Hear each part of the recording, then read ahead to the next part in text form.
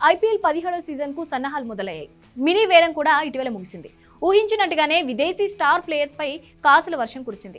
Mini వేలలో అత్యధిక bidding సొంతం చేసుకున్న ఇద్దరు ఆటగాళ్లలో ఒకరిని సన్ రైజర్స్ సొంతం చేసుకుంది. కమిన్స్ ను 20.5 కోట్లకు దక్కించుకుంది. ఇప్పుడు సన్ రైజర్స్ తుది జట్టు కూర్పు ఎలా ఉంటుందనే ఆసక్తి మొదలైంది. విదేశీ ప్లేయర్స్ కోసం కోట్లు కుమ్మరించిన సన్ రైజర్స్ యాజమాన్యం తుది జట్టులో ఎవరిని ఆడిస్తుంది, ఎవరిని బెంచ్ లో కూర్చోబెడుతుందనే చర్చ జరుగుతోంది. కమిన్స్, హెడ్, హసరంగాల రాకతో విదేశీ ఆటగాళ్ల కూర్పు మరింత తలనొప్పిగా మారింది.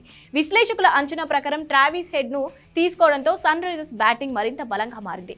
వార్నర్ స్థానాన్ని భర్తీ చేసే సత్తా అతనికే ఉందని చెప్పొచ్చు. అలాగే గత సీజన్ కెప్టెన్ వక్రారం కూడా కొనసాగనుండగా Glenn Phillips, Klaasen, Hasaranga Cummins లో ఇద్దరికి అవకాశం ఉంటుంది. సూపర్ ఫామ్ లో ఉన్న క్లాసెన్ ను తుది జట్టులో నుంచి తప్పించడం కష్టం. మిగిలిన ఒక స్థానంలో కమిన్స్, హసరంగా రేస్ లో ఉన్నారు. ఏకంగా 20.5 కోట్లు పెట్టి కొన్న కమిన్స్ ను బెంచ్ పై కూర్చోబెట్టే పరిస్థితి ఉండకపోవచ్చు.